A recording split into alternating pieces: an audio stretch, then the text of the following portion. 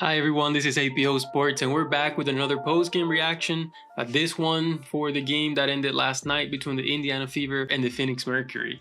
This game, it's hard to get mad at this game because I feel like the Fever did do everything that they could possibly do to try to score and win the game, but their key players didn't show up. And I don't mean key players like Kelsey Mitchell did her job for the most part, right? She scored, kept them in the game, everything that, you could see with the naked eye.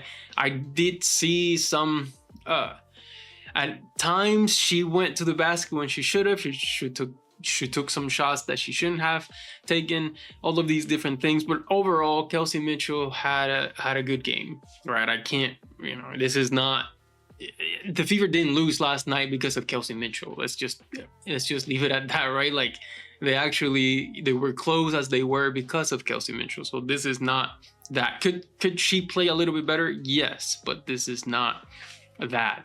Aliyah Boston, I think, was the person.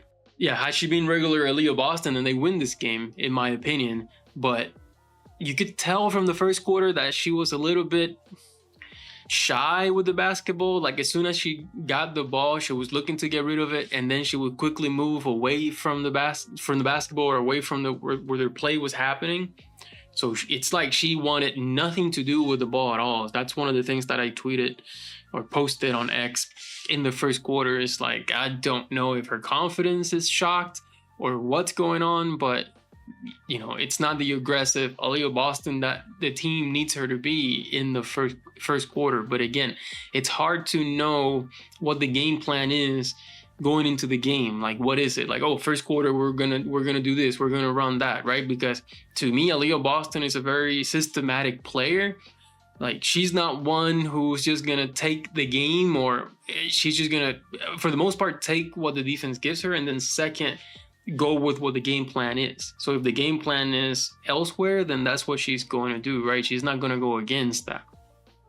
So, without knowing the playbook, without knowing the game plan for each game, it's hard to criticize some of these players, because is that what they're being told to do, or what's the result, or what's the product of what we're seeing on the basketball court? So I don't know. Regardless, it was a winnable game for the most part, but Aliyah Boston did struggle. She was 5 for 15. We'll look at all the numbers here because we're going to go over the box score on Basketball Reference, and then we're going to do a little bit of chessboard basketball analysis as well. But not to blame any particular player or anything like that, but it's, they lost by 6, and then they had a terrible second quarter. So we'll go over all that right now. Okay, so here we go. We're on the box score. Again, last night's game, Phoenix Mercury versus Indiana Fever, lost by 6, 85-79. The line score. So as you can see here, the problem was that second quarter. We're going to take a look at what that second quarter entailed, right? Because that's the game. First quarter, 25-23, you can live with that. You lose by 2, no problem. 25 points, that's allowing a little bit too much, but the offense did their job, right? That was their highest scoring quarter. No issues with that first quarter. Second quarter, though, that's a huge problem, right? A lot of mental lapses happening in the second quarter. All kinds of things that can go wrong were going wrong in that second quarter. And it was close for most of that quarter, but then in the end, it's just like the wheels fell off. And that's another problem with the Fever too. Like, they struggle to close out quarters for whatever reason, and especially halves as well. And then they struggle with the third quarter. So some of these struggles happening, but look, I mean, they came back and then they won the third quarter by 5 points, and they won the fourth quarter by 4 points. So really, if you had contained that second quarter a little bit better, you would have been fine. But scoring 16 and allowing 29, that was pretty much the game right there. So, I mean, I'm not great at math, but this looks like the quarter ended 54-39. And that's already against a team like Phoenix that, they barely make mistakes. This is hard to overcome. So that was that. And then just looking at the box score real quick, we had Aliyah Boston with 11 points, 4 turnovers. It felt like more, so maybe they I feel like they didn't register some turnovers that she had, because I when I did my evaluation, it felt like she had more than 4. But 4 turnovers, 11 points, 7 assists is really good, 2 blocks, so she was there defensively as well. Only Natasha Howard had a block as well. 8 rebounds. They were mostly in the second half. First half, she wasn't really rebounding that much. And then 5 for 15 from the field. And really, she missed like 3 or 4 that she had like a point blank look at the basket down low and couldn't convert. And then she did have some bad shots that she shouldn't have taken, especially that 3. That was a bad 3 that she took. Lexi Hall had a really nice game, 18 points, 5 rebounds, an assist, and a steal. Only 2 turnovers, so that wasn't bad. 6 of 13, 3 of 7 from 3. No complaints about Lexi Hall's game. I never do. Even if she doesn't score, I never have any complaints with Lexi Hall. She gives so much energy and effort out there that when she gives you 18 points, I mean, that's great. Kelsey Mitchell, like we said earlier, 29 points, 3 turnovers, 4 assists, 3 steals. So she was active also on defense as much as she could, 11 of 20. I like that she took 20 shots. That's kind of what you want to do. I mean, this is kind of the prototypical game you want to have, right? Like, you have Kelsey Mitchell taking 20 shots. You have Aliyah Boston taking 15 shots. You have Lexi Hall taking 13. That's the formula, in my opinion. Like, as far as like who took as many shots, I think that's what you got to do. So, but the problem is you got to convert. So again, if say Boston hits 7 or you say 8 out of the 15, then now we're talking about a tied game potentially, right? So that's what I'm talking about. I don't think anything in particularly here was bad, other than some shot selection, and then missing some shots that you should have made. I mean, and other than that, you win this game. Odyssey Sims, just bad games. This is the 2nd game in a row that she has a bad, and 2 of 9, but really there were so many shots that were just bad shots that you should not be taking. And she tends to have, I don't know if this is something, that you get taught, because you're forced to score on the fast break. She gets on the fast break a lot. She goes downhill, and I understand the premise is that score before the defense sets up. The problem is that the defense sets up on her because she's driving, and then there's 2 or 3 players collapsing on Odyssey Sims, but she doesn't care, right? In her mind, it's like, it's a fast break. I need to score right now before the defense sets up. Yes, the defense has set on you. So that's the problem. And she missed a ton of shots that way. Just really, really overall bad shot selection by Odyssey Sims. But still, like, you like what she provides. Still 2 assists, did not turn the ball over. So that's a plus.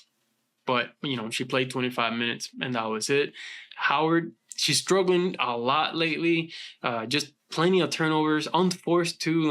And I don't really like when she gets. So talking about Odyssey Sims on the fast break, I really don't like when Natasha Howard gets on the fast break, because it typically ends in some sort of wild shot or a turnover. It's just not good overall. But anyway, 4 points, 2 turnovers, a block, 3 assists. Lately, she has been looking to pass a little bit more. So I've been liking that. I was like, whoa, 3 assists. It really feels like she had way more than 3 assists. I counted probably more than that. And it just seems like she wasn't credited with it. But then Aerial Powers had a really good game, I thought. 6 points, 5 assists. So now she's looking more to pass. The other day she took 13 shots. So now she took 8 shots. And 3 of 8, that's not too bad. That's almost 50%. So that's fine. Only 1 turnover, which she tends to turn it over quite a bit. That was good. And then Brianna Turner, I thought she was really good today as well. In the minutes that she comes in, she provides good defense.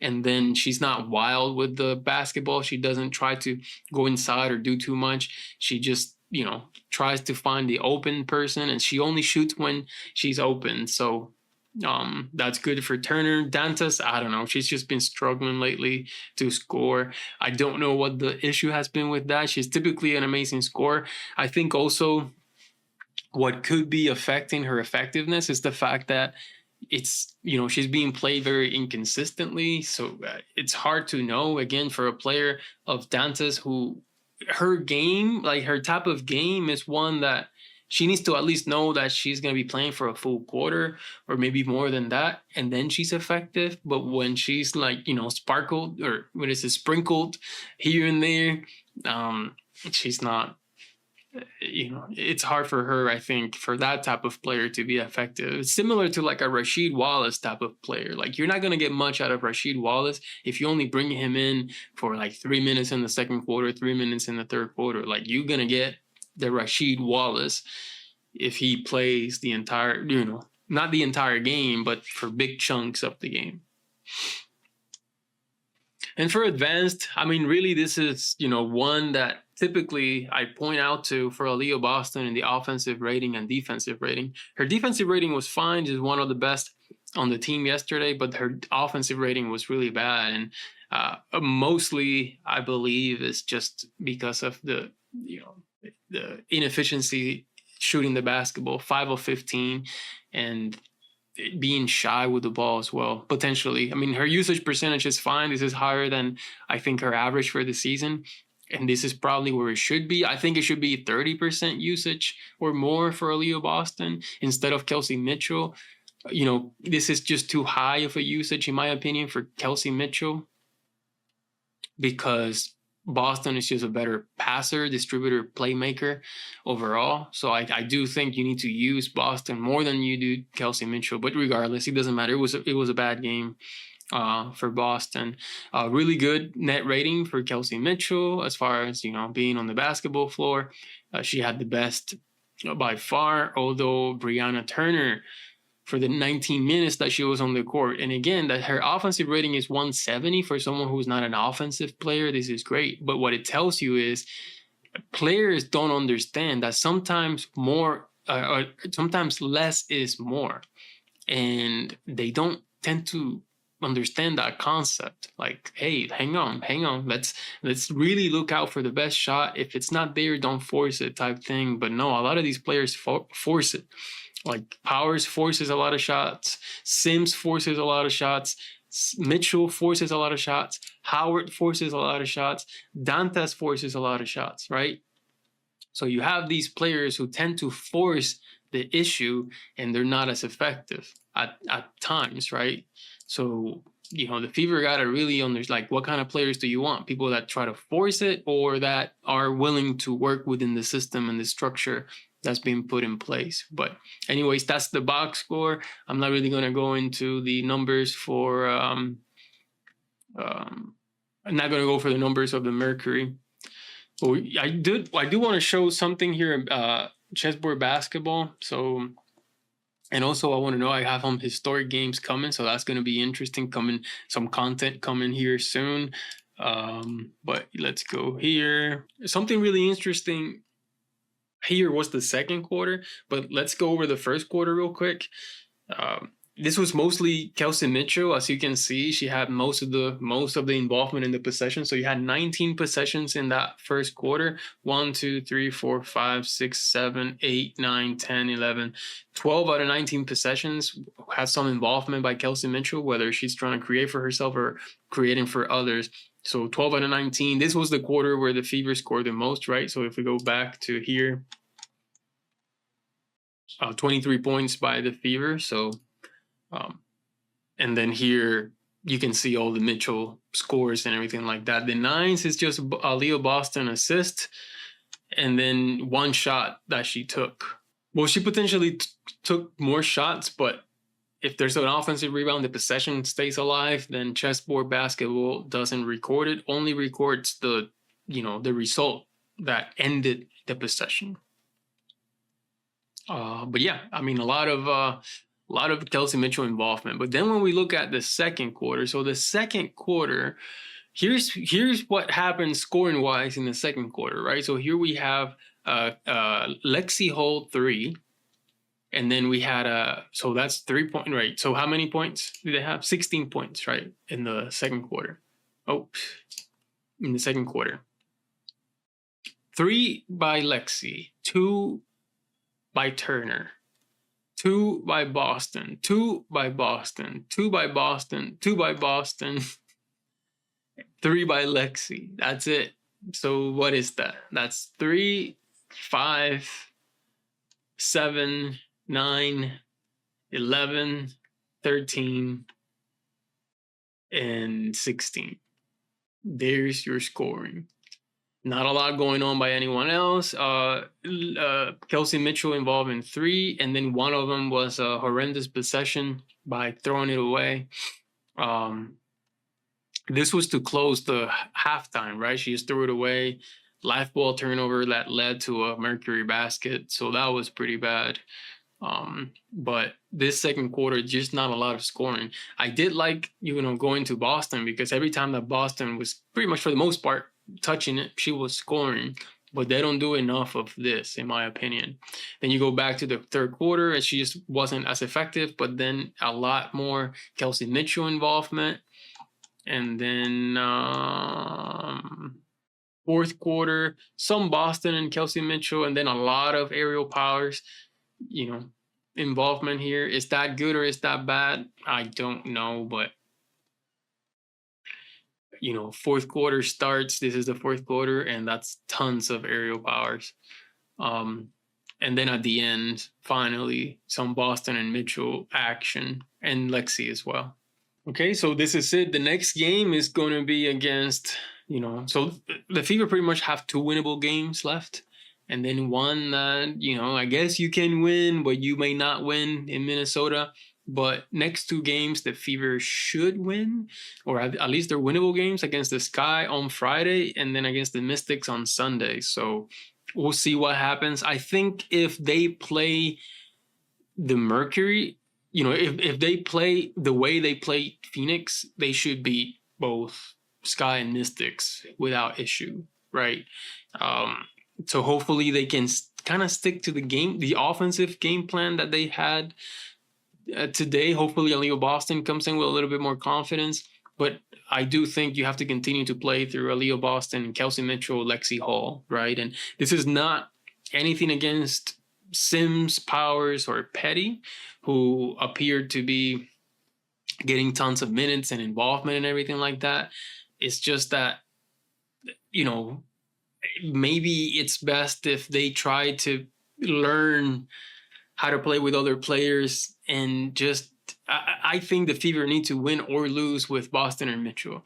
I just, there's no way we can rely on Sims, Powers, or Petty to win games, right? Like, that's not even permanently, they're not permanently in your team. So the Fever need to live or die with Aliyah Boston, Kelsey Mitchell, Lexi Hall.